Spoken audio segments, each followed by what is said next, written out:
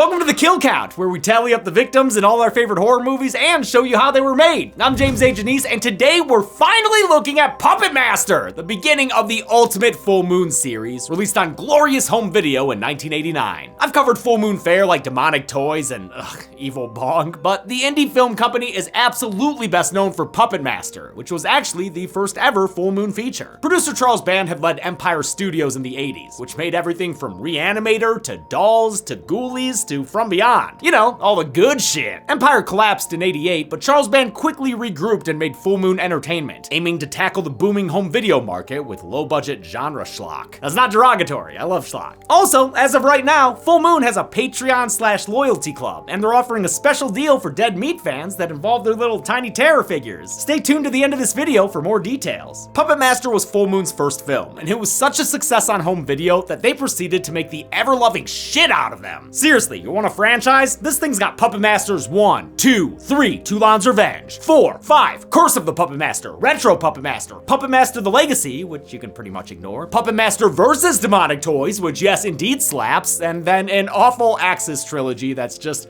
fucking awful. There is also an unrelated reboot kind of thing with some tasteless kills and, Nazis. And oh yeah, the Blade and Dr. Death spin-off films. Oh wait, there are also comic books, action figures, trading cards, and a free-to-play multiplayer game released last year on Steam. There's a lot of fucking puppet shit, okay? The first Puppet Master stands apart from its sequels by virtue of how weird it is. It's almost a Friday the 13th situation, where the franchise is more well known through its sequels. I mean, we've still got puppets killing people, but the plot is centered around a horny group of adult psychics who gather at a hotel because of their dead friend. The puppets aren't really the focal point, and are competing for screen time with a whole bunch of other weird shit. Weird horny shit. I think most fans of the series enjoy the middle sequels the most, which focus a lot more on the puppets and their creator, Andre Toulon, sometimes in the fight against Nazis during World War II. Movies like the fourth and fifth ones are a lot more fun, whereas honestly, this first one is pretty slow and boring. I mean, the two main characters are just fucking wooden planks, but at least the other cast members are doing stuff. Now, I'm gonna talk a lot of shit about this movie throughout the video, but please don't think that means I don't love it. I find it cozy as hell, and I love laughing at the weird parts, especially the weird horny parts. I've been a Puppet Master fan since I was a kid, and I've always wanted to cover them on the Kill Count, but I'll only be doing the first one for now. We've gotta see if you all care. I hope you do, cause this is the kind of stuff that made me fall in love with horror in the first place. Hopefully, you too can fall in love with Jester, Tunneler, Pinhead, Leech Woman, and their noble leader Blade. And this guy who's just in one scene. Let's get to the kills.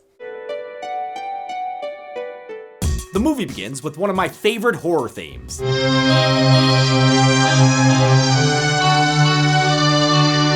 Charlie's brother Richard Band composed this score, the same guy who brought us that banger theme for Reanimator, the Reanibanger. It's 1939 in Bodega Bay, California, home of the Matte Painting Hotel, the Bodega Bay Inn. A puppet man, nay master, resides here, Andre Toulon, currently making Jester purty and alive. Oh, so beautiful. Oscar nominee William Hickey worked just 6 hours playing Andre Toulon. 4 years later, he'd go on to voice Dr. Finkelstein in A Nightmare Before Christmas. Gone again! One of his puppets / upside-down Steadicam ops sees that the Nazis have arrived. Not the Nazis! It runs back inside and through the hotel without most of these Muppet babysitters seeing it. This POV puppet is Blade, and we love him, folks. Well, this lady doesn't, but she's wrong! Look at the little guy! With a warning from Khan, who will disappear after this scene, Toulon knows to pack up his puppets before these Nazis are at his door. Blade arrives just in time to join the luggage, and the trunk is stashed away in a secret wall hole. The Nazis get to his room, but Andre escapes them on his own terms. Sorry, not sorry, Nazis! Get used to losing! 50 years later, in the present of 1989, 4 psychics assemble at that very same Bodega Bay Inn. They believe they were summoned here by the spirit of their friend Neil Gallagher, who is said to have shot himself. Since we have a body on display, and he is indeed dead, I'll go ahead and put him on the count. They meet Neil's widow, Megan, whom they didn't even know existed. Somebody married Neil? They learned that Megan inherited this hotel when her parents died 2 years ago. Neil promptly married her and tore the Bodega Bay Inn apart looking for Andre Toulon's secrets. The inn is played by the Castle Green apartment building, which was built in 1898 and isn't seaside at all. It's actually an old Pasadena in Los Angeles. An image of the building was simply superimposed onto a shot of an oceanside cliff. Once upon a time, this group of psychics helped Neil track down the ancient Egyptian power of giving life to figurines. First, there's Dana Hadley, whom the others call the White Witch. I prefer to think of myself as a nasty bitch. Her day job is giving sham readings to marks at carnivals. That gives us some cool carnival B-roll, though it's not as cool as a 31-year-old Barbara Crampton doing a quick little cameo. She's getting a reading alongside her then-husband, David Boyd. If you want to see me and Barbara hanging out every week, check out the Scream Dreams podcast, which is co-hosted by Catherine Corcoran from Terrifier as well. While describing fake visions, Dana had a real vision right in front of them, and that led her here to the hotel. Frank Forrester and Carissa Stanford are psychic researchers of the sexy kind. I want you to recreate in your mind your wildest sexual fantasy. And it ain't just Ponytail being horny on Maine either. Carissa's whole thing is feeling sexual energy in places. Oh my God, Frankie. What? This is a movie star bed. And finally, the dude rocking my hairline is Alex Whitaker, an anthropology professor at Yale. His power is having prescient dreams, including a Neil nightmare that left him with belly blood on his mind, and leeches on his mind belly. So yes, these people do have actual psychic powers. Like Alex can feel on photos and get dreamy visions with crappy hard lighting. Dana wonders how they didn't sense that their friend Neil had died, but it ain't because the dude's not dead. He stick a fork in him dead, or at least a hairpin. While they ponder that conundrum, they discover Neil was a monster. Carissa senses that he raped a woman in this elevator. Oh man, I hate how much Neil's face here looks like John Flansburgh's in the Anna Ang video. God, and that noise he's making? I don't sound like Flans. Puppet Master's weird-ass screenplay went through many changes. At one point, the group of friends was a coven of witches. While producer Charles Band came up with the title and some of the puppets, the original script was written by Kenneth J. Hall. Hall is a writer and effects artist who would go on to design that sack of snow shit Jack Frost and the animatronics in Willy's Wonderland. He was also part of the OG Critters crew. Band then hired David Schmoller to direct Puppet Master. 10 years prior, he had made the awesome Tourist Trap. Little girl.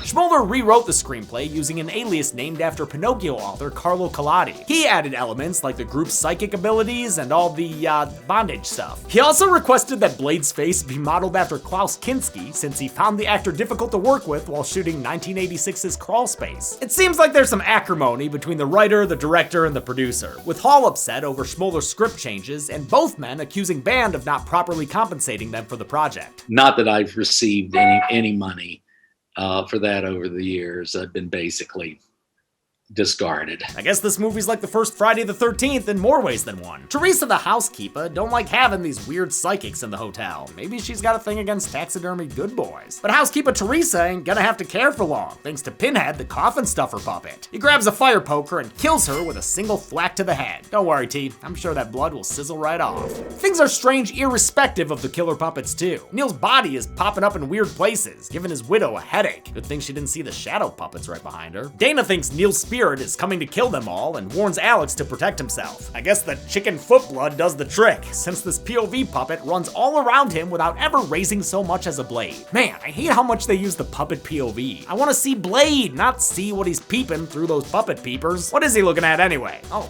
again with that dog. Frank and Carissa busy themselves, having ghost orgasms in the tub and or dressing up like the weird kid from New Year's Evil. They embark on a, quote, sexual experiment. Wonder if they had to apply for grants. Actor Matt Rowe there has been on this show before, talking to a different deadly doll. What's your name, buddy?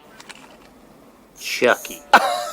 Blade takes a gander with his P.O. Vuppet, and the little guy likes what he sees. Wow, he even bloody birthdays the show with Tunneler. Hope he's getting plenty of quarters for it. As Frank tunnels into Carissa, Tunneler enters the room. This driller killer puppet was modeled after Italian fascist Benito Mussolini, which is slightly less weird when you consider all the Nazi fighting sequels later on in the series. Carissa hears something and goes to check it out, then holds her face below the bed long enough for Tunneler to charge at and kill her. How? By tunneling, of course! She dies with a red right hand. Frank is left tied up and blindfolded, leaving him at the mercy of Leech Woman. Yeah, her name is Leech Woman. She's a woman who hacks out leeches. That's her power. She has the curves of a woman. She will walk like a woman. And at the same time, she'll spit up a leech. Other puppets are equipped with various weapons or are big strong, but Leech Lady, just pukes out leeches. It is the most ineffective method of murder I've ever heard of, but it still kills Frank, you know, somehow, like eventually. The movie doesn't stay with the scene long enough for us to see it, but I mean, to be fair, film stock's expensive. Neil's body ends up in Dana's room next, maybe to see what the fuck's going on with her and that stuffed dog. She doesn't shake out any answers for him though. Really, she just blows smoke up his ass. She gets her calves attacked by Pinhead and his big old giant man hands. The injury leaves her crawling down the hallway like the most useless person ever. And Pinhead easily catches up so he can, what, just punch her in the face? Get out of here, Pinhead! Going.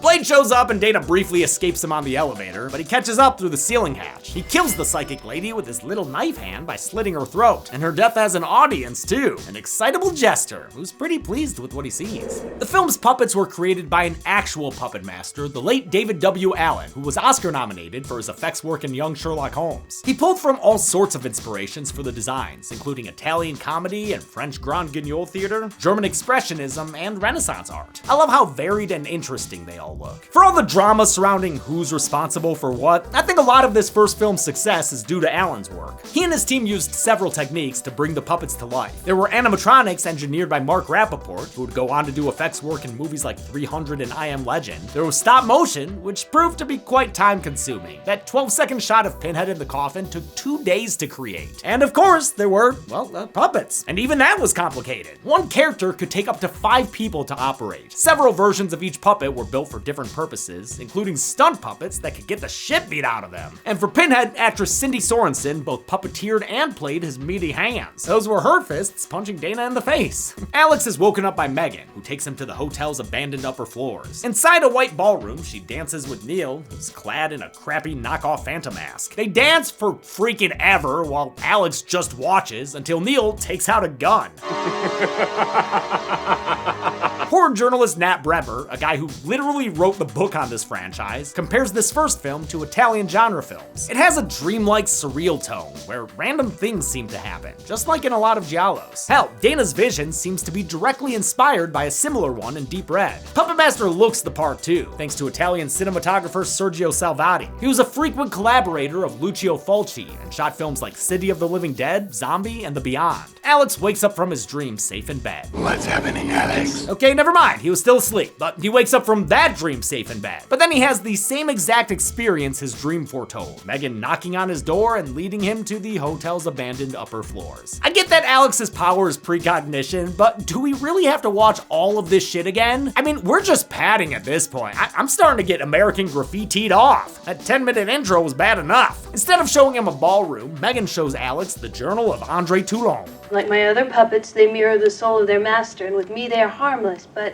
I fear what they are capable of if placed in the wrong hands. Wrong hands like that bastard Neil Gallagher! Alex and Megan find the corpses of the other psychics set around the dinner table in all their dead and tunneled glory. Then they're confronted by Neil Gallagher in the flesh, here with an army of candles and a whole bunch of puppets. Honestly, way more candles than puppets though.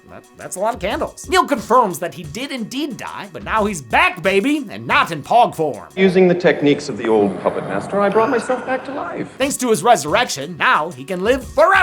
And since he's mastered it for himself, he doesn't need to play with puppets no mo. Oh shit, don't throw Jester, dude, you'll break his face! And the other puppets will remember that. Also, looks like they don't approve of domestic violence. Neil starts mollywopping Alex, but soon enough, Pinhead the puppet starts mollywopping Neil. He gets locked inside the elevator with the puppets he's betrayed, and they're ready to tunnel an apology out of him. He tries to escape, but they're about to put a pin in that plan. Blade cuts off his fingers, getting embalming fluid all over the carpet, and then all the puppets descend on him with stabs, more drilling, a sensual temple massage, and of course the leeches. Sure, leech woman, get in there with your weird shit too. She orally craps a blood slug into his mouth, the final little salty insult before a neck snap kills Neil Gallagher. Again, glad to see that guy go. Why are you two crying? That dude was an asshole. The next morning, Alex leaves? What the fuck, man? I thought you were trying to get with this chick. The movie ends with Megan in the hotel by herself, save for Dana's stuffed dog Leroy, who suddenly finds itself reanimated. Okay, how many strings of life were cut by a group of deadly puppets? Let's find out and get to the... What is that?